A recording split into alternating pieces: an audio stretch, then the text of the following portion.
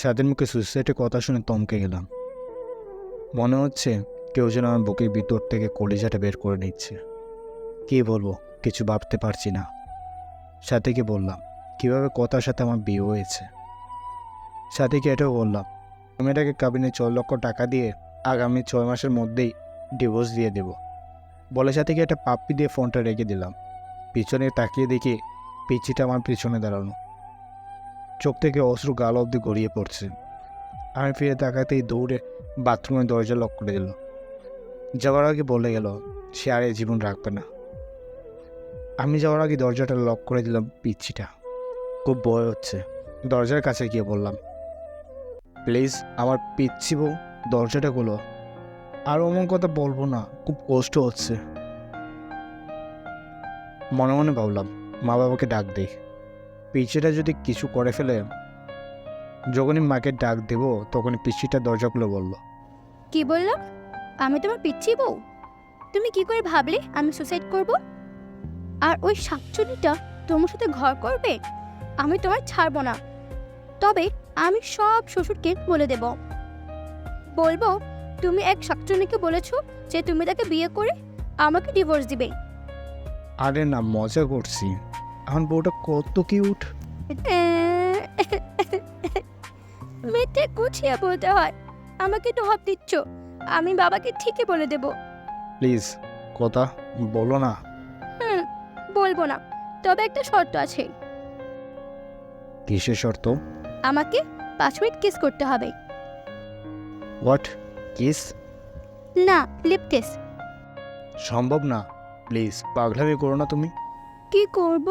আমি না তোমার বউ? বাসনাতে কিছু করছো না বিড়াল মারছো? আর না অন্য কিছু? একটা বিড়াল ধরে মারলে কি এমন ক্ষতি হতো? ভাবি তো বলে দিল ঠিক মতো বিড়াল মারতে। এখন আবার লিপ কিছু করতে চাচ্ছ না? আমি ছোট বলে ঠকাচ্ছ? আমি বাবাকে সব বলে দেব। বলবো যে তুমি। আচ্ছা বলছি, বাবা, ও বাবা। কথাটা বলার আগে অনিচ্ছা সত্ত্বেও নিজেকে বাঁচাতে পিচ্ছিটা টুটের সাথে টোট মিলিয়ে দিলাম। চোখ জোড়া বন্ধ হয়ে গেছে। পিচ্ছিটা শক্ত করে জড়িয়ে ধরে আছে আমায়। আমি চালাতে চেয়েও চালাতে পারছি না। হঠাৎ দরজা বাইরে থেকে জান্নাত ডাকছে। জান্নাত দরজাতে ধাক্কা মেরে খোলার সাথে সাথেই কথা নিজে থেকে কাছ থেকে সরে গেল। জান্নাত বলল, বাবা আজকে অফিসে যেতে বলেছে। জান্নাতকে বললাম, বাবাকে বল আমি অফিসে যাচ্ছি। বাসা থেকে বেরোয় স্বস্তির নিঃশ্বাস নিলাম। পিচ্ছিটা হাত থেকে বাঁচলাম। গাড়িতে থাকা অবস্থায় একটা মেসেজ আসলো। মেসেজের লেখা, ইমুতে আসো। ইমুতে গিয়ে দেখি সাথে হাত কাটার পিক দিয়েছে। সাথে সাথে ফোন দিলাম। কতক্ষণ রিং হওয়ার পরপর সাথে ফোনটা ধরল। ওই পাগলি, এমনটা কেউ করে? আমি কাকে নিয়ে বাঁচবো? আমি না তোমাকে ছাড়া বাঁচবো না। কি করব? তোমার বউ হয়ে তোমার বাড়িতে যাওয়ার কথা ছিল। নিজের ভালোবাসার মানুষকে অন্যের বুকে, যাকে নিজের থেকেও বেশি ভালোবাসলাম, আজ সে আমার না। কেন যে আল্লাহ আমাকে এসব দেখার জন্য বাঁচিয়ে রেখেছে। আমি সত্যি বাঁচতে চাই না রাজ। যে জীবনে তোমাকে পাবো না সে জীবন রেখে লাভ কি বলো? প্লিজ থামবে তুমি?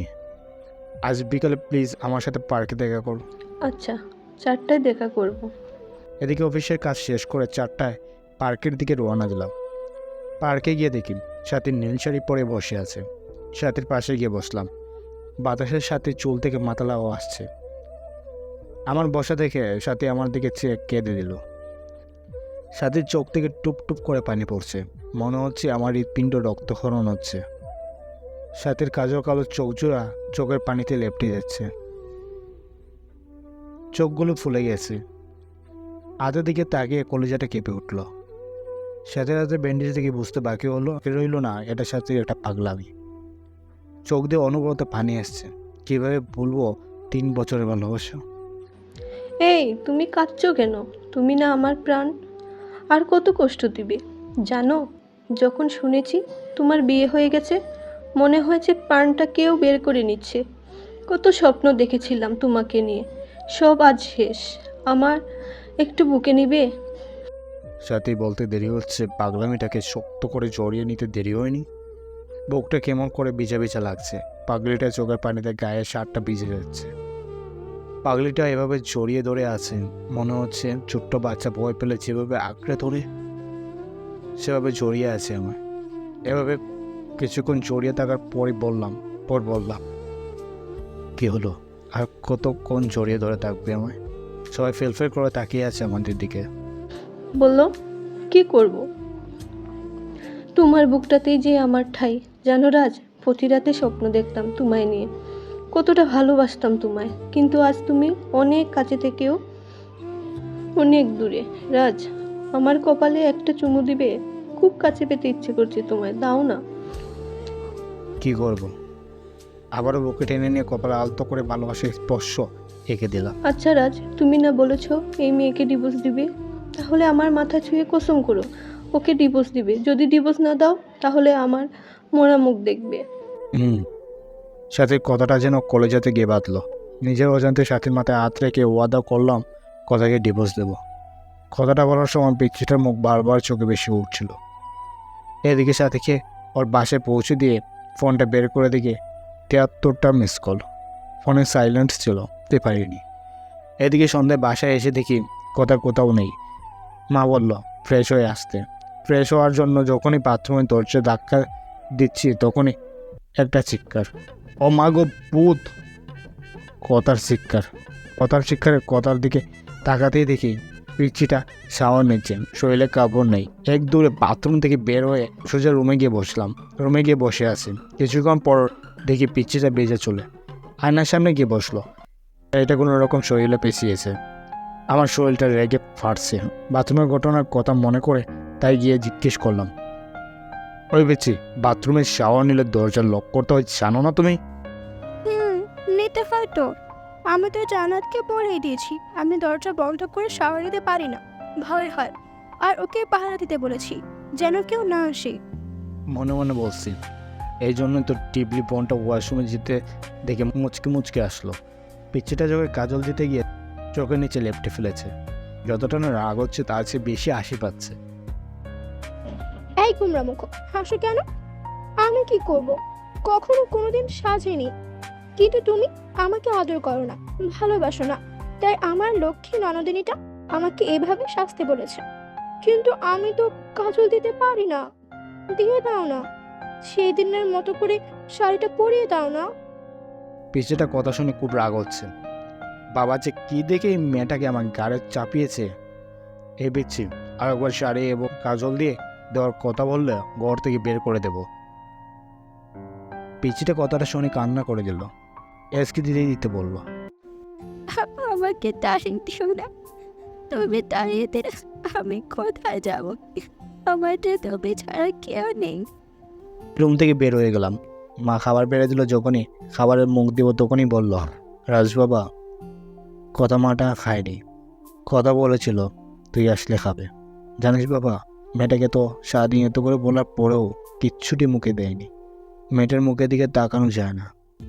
ওকে নিয়ে একসাথে খা। মায়ের কথা শুনে অজান্তেই মনটা খারাপ হয়ে গেল। পিচ্ছি মেয়ে পাগলামি দেখে। আচ্ছা মা, তুমি বসো, আমি কথাকে নিয়ে আসছি।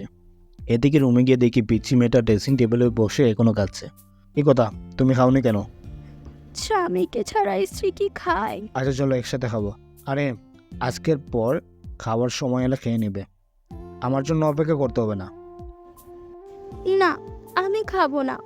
তুমি একটা পচা, আমাকে আদর করো না। খেতে পারি তার আগে আমার চোখে কাজল দিয়ে দেবে আর কালকের মতো শাড়ি পরিয়ে দেবে। জানো, তোমার স্পর্শে আমার অঙ্গ জুড়ে থাকে। তুমি বোঝো না তোমার স্পর্শে আমি কতটা শিহরিত। নিজের অনিচ্ছা সত্ত্বেও পিচ্ছিটার চোখে কাজল দিয়ে এবং শাড়ি পরিয়ে দিলাম। রাতে একসাথে খেয়ে একটা বালিশে আর একটা চাদর নিয়ে নিচে ঘুমিয়ে পড়লাম। খাটে শুতে দিলাম। এদিকে পিচ্ছিটা হাতে শুয়ে থাকবার কথা বলার জন্য ধমক দিলে আর কিছু বলেনি। এদিকে রাতে ঘুমিয়ে গেছি, হঠাৎ বুকটা বাড়ি লাগছে। চোখটা খুলতেই ভূত দেখার মতো ভয় পেলাম, কারণ কত আমার বুকে শুয়ে আছে। চাঁদের আলো জানলার কাছ ভেদ করে পিচ্ছিটা মুখে পড়ছে। তো মায়াবী লাগে কোনো মেয়েকে চাঁদের আলোতে না দেখলে অজানাই থেকে যেত। হঠাৎ সাথীর কথা মনে হতেই পিচ্ছিটাকে বুক থেকে সরিয়ে দেওয়ার জন্য টাকা দিতেই আরো শক্ত করে জড়িয়ে ধরল। এই কি করছো, ওটা বলছি। কথা ঘুমের মাঝেও চোখ খুলতে বলল, আমি আমার আমার স্বামীকে ধরে আছি। এটা খারাপের কি? আমার অধিকার আমি আদায় করে নেব। বুক থেকে চালিয়ে কষে একটা থাপ্পড় দিয়ে বল, তোকে বলছি না আমাকে স্বামী না ভাবতে, আমাকে কেন জড়িয়ে থাকতে হবে? আমি বলছি না তোকে ডিভোর্স দেবো। এটা বলতেই হাটে চলে গেল কথা। আমি আবারও গভীর ঘুমে হারিয়ে গেলাম। এদিকে ঘড়ি কাটা 1টা বাজে। কথার ঘুম থেকে উঠে সুন্দরভাবে অজু করে দুরাঘাত নামাজ শেষ করলো। মোনাজাত ধরে বলতে লাগলো,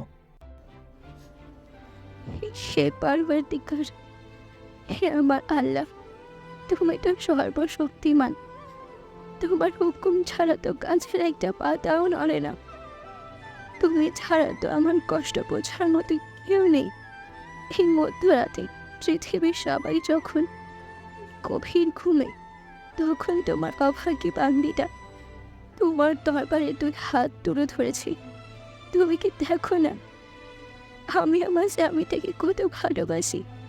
আমার বুক থেকে আমার স্বামীকে তুমি কেড়ে নিও না। তোমার পবিত্র কালাম পড়ে এখন আমার পবিত্র বন্ধনে আবদ্ধ হয়েছি। সে বন্ধন ছিন্ন করো না, বাঁচবো না আল্লাহ। ও আল্লাহ, আমার স্বামীর পায়ের নিচের জায়গাটুকু আমাকে ভিক্ষা দাও। কথাটা বলে ফুফে হয়ে কাঁদতে লাগলো। পরদিন সকালে মায়াটাকে ঘুম ভাঙল। বাবা আজকে অফিসে যেতে না বলে কদাকে কলেজে ভর্তি করে দিয়ে আসতে বলল। আমি বাবার কথা না করতে পারি না, তাই অনিচ্ছা সত্ত্বেও ডিস্টার্বটাকে নিয়ে বাইকে করে রওনা দিলাম। কলেজের গেটে বাইকে দাঁড় করানোর সাথে সাথেই যা দেখলাম তা দেখার একবারে প্রস্তুত ছিলাম না। আমি এখন কী করব ভেবে কিছু পারছি না। পরবর্তী পার্টের জন্য সাবস্ক্রাইব করে আমাদের সাথে থাকুন। আশা করি খুব শীঘ্রই আপনাদের মাঝে পরবর্তী পার্টটায় আপলোড করা হবে। ধন্যবাদ সবাইকে।